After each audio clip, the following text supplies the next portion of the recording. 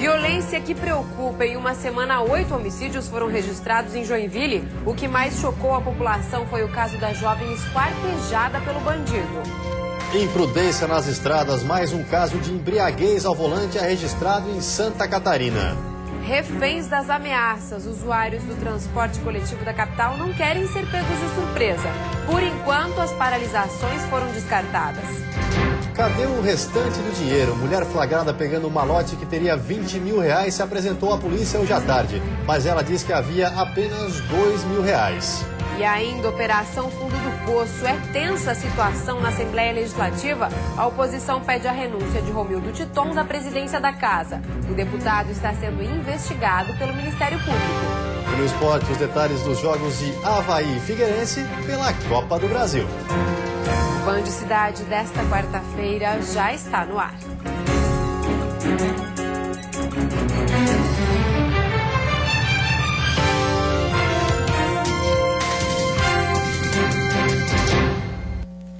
Olá, boa noite. Boa noite. Na cela e na rede. Detento que usava celular dentro de um presídio no Vale do Itajaí foi identificado. Ele atualizava as redes sociais de dentro da cela. Ainda não se sabe como ele conseguiu o aparelho.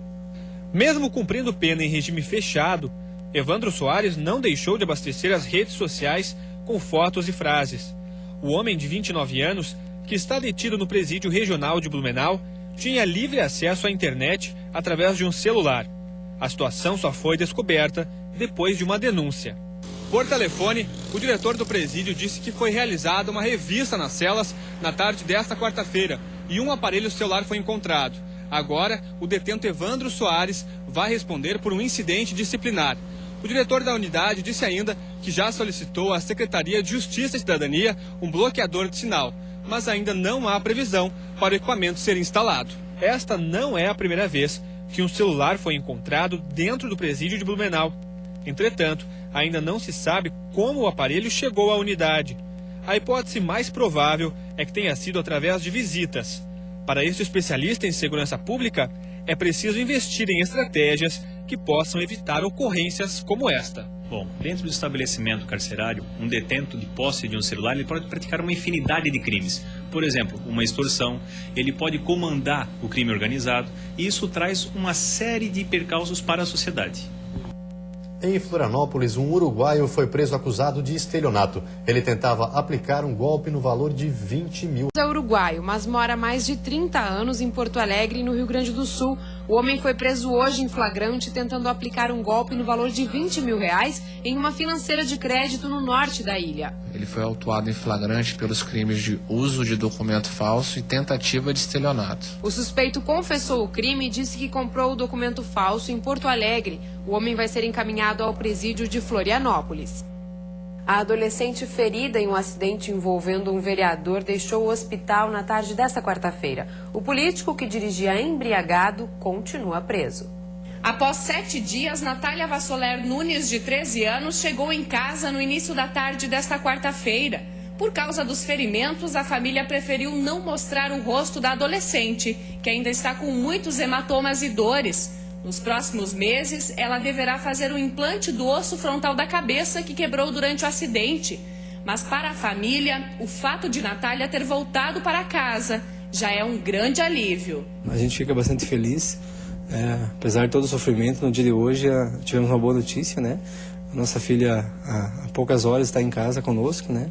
Acho que é uma primeira etapa desse sofrimento todo que a gente está conseguindo superar, né? E faria tudo de novo se fosse preciso.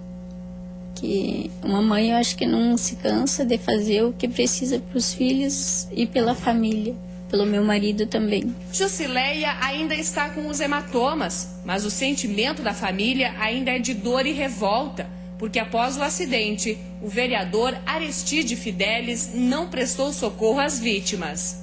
Ele deixou de fazer o papel de cidadão, né? De qualquer cidadão, que nem o meu marido falou, independente do que você seja, qual o espaço que você ocupa dentro da comunidade. O acidente aconteceu no dia 1º de maio. O vereador Aristide Fidelis, de 51 anos, conduzia este veículo quando invadiu a pista contrária e bateu de frente com o outro carro onde estava a família. O parlamentar foi preso em flagrante, por estar dirigindo embriagado. A juíza substituta da primeira vara criminal de Chapecó, Giovana Caron Bósio, negou o pedido de habeas corpus do vereador. A justificativa foi de que a prisão em flagrante foi convertida em preventiva.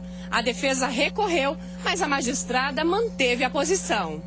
A Câmara de Vereadores se manifestou através de uma nota dizendo que mesmo o acidente tendo sido particular e fora do horário de trabalho, o Legislativo deverá aguardar o término das investigações para se pronunciar. O vereador solicitou licença de 30 dias. E casos de acidentes provocados por motoristas sob efeito de bebida alcoólica têm chamado a atenção das autoridades no estado. Nesse, um motorista que trafegava pela SC 350, entre Caçador e Lebon Regis, flagrou outro condutor dirigindo embriagado. Durante o percurso, ele quase bate várias vezes, inclusive contra um caminhão. Mas à frente, o inevitável. Ao invadir a pista contrária, o condutor que vem no sentido oposto tenta desviar, mas é atingido. O motorista de 38 anos fez o teste do bafômetro, que acusou 0,96 miligramas de álcool por litro de sangue. Ele foi preso em flagrante por embriaguez ao volante e encaminhado ao presídio. E o aumento no número de assassinatos em Joinville está preocupando as autoridades e, por consequência, aumentando também a sensação de insegurança na população. Medo e insegurança, mas para familiares também dor e revolta. Ele não faz mal a ninguém. Meu irmão não fez mal, não faz mal a ninguém. Cenas que se repetiram dezenas de vezes nesse ano na cidade mais populosa do estado, principalmente nesse início de maio. Em uma semana, Joinville registrou 8 homicídios, praticamente um por dia.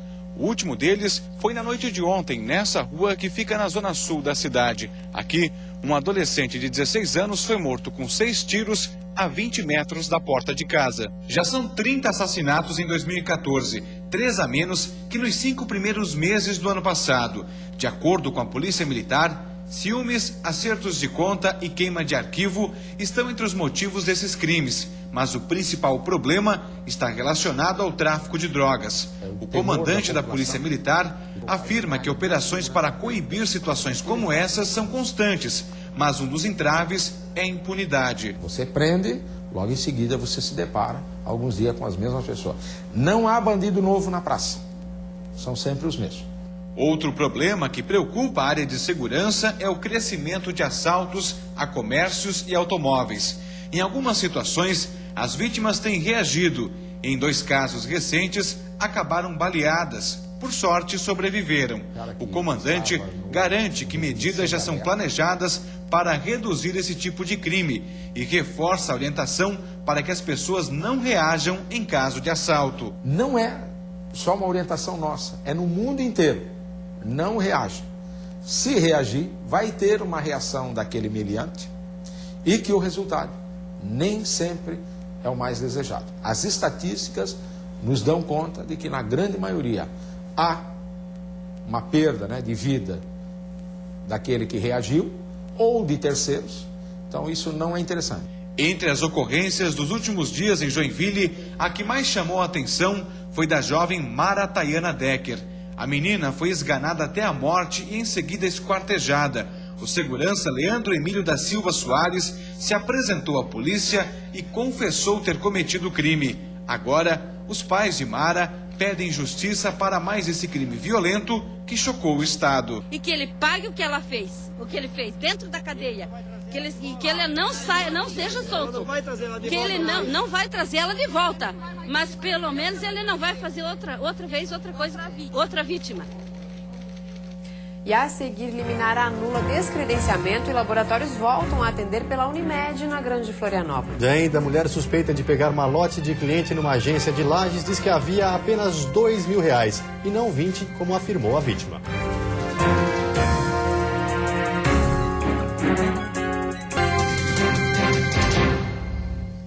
Se apresentou na delegacia agora à tarde a mulher suspeita de furtar R$20.000 em dinheiro que estavam num malote em um caixa eletrônico num banco em Lages. O malote foi esquecido por uma funcionária de um estabelecimento comercial da cidade e o dinheiro seria utilizado para o pagamento dos funcionários. Vanessa da Silva Lima se apresentou acompanhada do seu advogado depois de ver as imagens na televisão. Ela é suspeita de furtar R$20 mil que estariam em um malote no caixa eletrônico deste banco no bairro Coral. O dinheiro foi esquecido por Denise quando teve que trocar de caixa. Se coloquem no meu lugar, eu sou a mãe de 3 filhos, gente. É R$20 mil. Esse dinheiro era para pagar os funcionários da empresa. Eu vou ter que devolver, eu sou responsável, tenho que ter minha responsabilidade. Vou ter que trabalhar 2 anos, 1 ano e pouco para devolver esse dinheiro. Então, essa pessoa que pegou, que se sensibilize. Para o delegado, a mulher confessou ter pegado a bolsa pensando que era um tablet, mas negou que a quantia que estava dentro do malote era de R$20 mil. Segundo a pessoa que se apresentou aqui com o advogado, havia R$2 mil de dinheiro e não os 20 declarados pela vítima. Segundo o delegado, muitas informações repassadas pela vítima e pela autora divergem. Nas imagens dentro do banco, ela aparece saindo com um malote preto. Mas, para o delegado, ela entregou apenas uma pasta rosa, uma carteira contendo os cartões e o dinheiro. Segundo ela, estava no guichê do caixa eletrônico do Banco Bradesco aqui do Coral, que ela utilizou, ao lado da máquina do caixa eletrônico, no guichê que ela utilizou.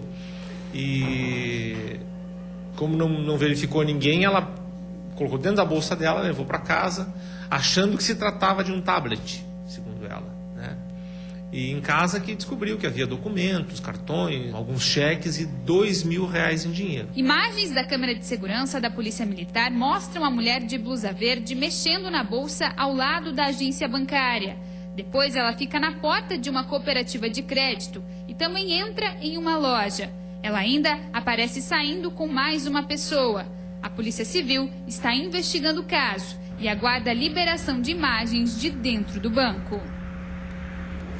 Os laboratórios que foram descredenciados pela Unimed conseguiram uma liminar na justiça que anula o descredenciamento. A decisão da segunda vara civil da capital determina que a Unimed mantenha o contrato com os laboratórios Santa Luzia, Exame e Biomédico e a empresa Sonitec. De acordo com a vice-presidente do grupo Santa Luzia, responsável pelos 3 laboratórios descredenciados, não há estrutura semelhante à do grupo na região. Nós temos profissionais especializados, estamos 40 anos no mercado, né? Temos 3 certificações de qualidade e realmente um parque tecnológico muito bom, coisa de primeiro mundo. Uma das consequências do descredenciamento do laboratório junto à Unimed pode ser percebida nos postos de coleta. Uma sala como essa, que antes vivia lotada, hoje está vazia. O Grupo Santa Luzia realiza em média 60 mil atendimentos por mês. Mais de 40% são de usuários do plano Unimed. Hoje pela manhã, o PROCON de Florianópolis ouviu a Unimed, que garantiu ter condições de atender a demanda. Ela vai disponibilizar, inclusive para o PROCON, os locais de atendimento que os consumidores podem ser atendidos, assim, e o que o PROCON solicitou. Qualquer alteração, qualquer sentimento que o consumidor tenha de não conseguir realizar o exame, uma demora excessiva, qualquer situação nesse caso, pode nos procurar que nós vamos fazer esse contato com a Unimed. A Unimed foi notificada oficialmente da decisão no início da tarde de hoje. Com a anulação do descredenciamento, os laboratórios voltaram a realizar os exames clínicos. Crime ambiental em Tubarão. Uma ação deve ser ajuizada pelo Ministério Público para solucionar a situação do lixão clandestino denunciado aqui na Band de Santa Catarina no mês de fevereiro. Na época, diversos caminhões foram flagrados pela nossa equipe despejando materiais no terreno da prefeitura. Um caminhão da Retrans, empresa responsável pela coleta de lixo no município, também foi flagrado. O motorista confirmou que a ordem partia da prefeitura. A prefeitura autoriza para se carregar aqui. Autoriza a prefeitura? Um documento foi enviado pelo Ministério Público às entidades responsáveis pela fiscalização ambiental no local. O promotor ainda aguarda uma resposta oficial dos órgãos, mas de acordo com o presidente da Fundação Municipal do Meio Ambiente, as medidas necessárias já foram tomadas para punir os responsáveis. A atuação da Fundação do Meio Ambiente, ela foi no sentido da prestação de informação num prazo hábil, né, para que os responsáveis entrassem com o processo ou com a iniciativa ou organização do projeto de recuperação da área degradada. Já o gerente regional da Fátima afirmou que tinha pouca informação sobre o caso e que também tem dificuldades para fiscalizar esse tipo de crime. Para que a gente realmente possa fiscalizar, ter uma equipe de fiscalização, nós teríamos que ter pessoal só para isso e infelizmente nós não temos. Além de analisar licenças ambientais, elas também têm a obrigação da fiscalização e a obrigação também de punir o infrator, independente de quem seja, por conta de eventual ilícito ambiental. Além da prefeitura, uma universidade da região e a Retrans também foram citados no inquérito. O Ministério Público realizou uma reunião entre as entidades envolvidas no caso. O objetivo era a aprovação de um termo de ajustamento de conduta que previa um estudo de impacto ambiental e a limpeza do terreno onde funcionava o lixão. Mas uma das partes envolvidas decidiu não assinar o compromisso. Não vai ser possível o TAC.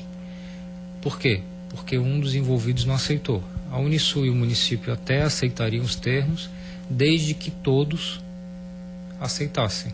E a Retrans não aceitou. E depois do intervalo tem futebol. O Avaí e Figueirense entram em campo logo mais pela segunda fase da Copa do Brasil. E ainda procuram-se trabalhadores. Indústria de Santa Catarina tem dificuldades para conseguir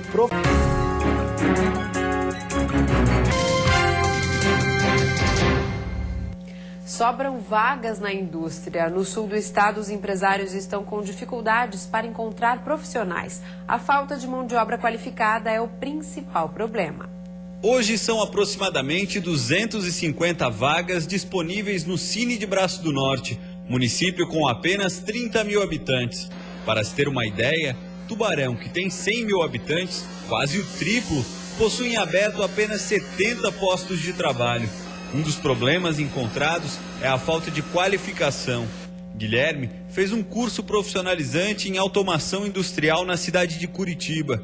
Depois da especialização, ele retornou à região e ficou pouco tempo desempregado. Fiquei desempregado durante o máximo, acho que foi uns 4, 5 dias, até fazer todos os exames, né? Exames médicos e atrás de documentação, tudo. Você tendo uma qualificação é sempre mais fácil de você achar alguma coisa, né? E agora tá feliz, empregado novamente? Beleza, né? Sempre bom, né? Mas o profissional é uma exceção no mercado de trabalho. A maioria das vagas está concentrada na indústria. E não é só a falta de mão de obra qualificada que dificulta as contratações. A falta de interesse dos trabalhadores também prejudica o setor. Na empresa em que Silvio é diretor, são 160 funcionários e pelo menos 10 vagas em aberto, que a indústria não consegue preencher. Digo que só não tem emprego na nossa região aqui quem não gosta de trabalhar. Em junho ou julho nós teremos uma unidade do Senai aqui e isso vai nos ajudar bastante. Uma das alternativas foi buscar 46 trabalhadores haitianos no ano passado, mas em pouco mais de 6 meses restam apenas 12 na região. Outras ofertas acabaram atraindo os estrangeiros. O pessoal migrou ali para Balneário Camboriú, aquela região toda ali. Alguns foram na frente, né, ligaram para os amigos, foram levando e a gente acabou não segurando, justamente a questão salarial, né? Então tá aberto, né? O pessoal que queira trabalhar realmente aqui, nós temos como atendê-los, né? Todas as empresas. A quinta-feira vai ser de nebulosidade variável e chuva isolada na maioria das regiões, principalmente no início da manhã e à noite. No decorrer do dia, períodos de abertura de sol. A temperatura fica mais amena, com mínima de 11 graus na Serra e máxima de 25 no sul do estado. No Planalto Norte, mínima de 14 e máxima de 23. Na Grande Florianópolis, Vale do Itajaí e Litoral Norte, máxima de 24 graus. E no Oeste, mínima de 18 e máxima de 23 graus. E agora vamos de futebol. Avaí e Figueirense entram em campo daqui a pouco às 7h30 pela segunda fase da Copa do Brasil. Os dois jogos são fora de casa. O Figueirense, que vai muito mal no Campeonato Brasileiro, segurando a lanterna da competição, quer se manter na Copa do Brasil e, de preferência, evitar a partida de volta. Para isso, precisa vencer o Bragantino por uma diferença de 2 gols. O adversário é o mesmo da última rodada da Série B do ano passado, quando o Figueirense empatou e conseguiu acesso à elite nacional. E, novamente, uma das esperanças de gols é Everton Santos, que naquela partida fez o gol da classificação. Já o Avaí, que saiu da zona do rebaixamento na Série B, depois da vitória contra o Vila Nova, também aposta fichas na Copa do Brasil. O time do técnico Pingo enfrenta o Asa de Arapiraca em Alagoas, com Wagner no gol, no lugar de Diego. No meio de campo, Marquinhos, Eduardo Costa e Kleber Santana estão confirmados. Anderson Lopes, Roberto e Wilker cuidam do ataque do Leão. E a seguir, Operação Fundo do Poço. Em votação, desembargadores do Tribunal de Justiça decidiram manter afastados 4 envolvidos. E ainda a paralisação do transporte coletivo foi descartada nesta quarta-feira na capital. Enquanto o impasse continua, usuários embarcam nos ônibus receosos.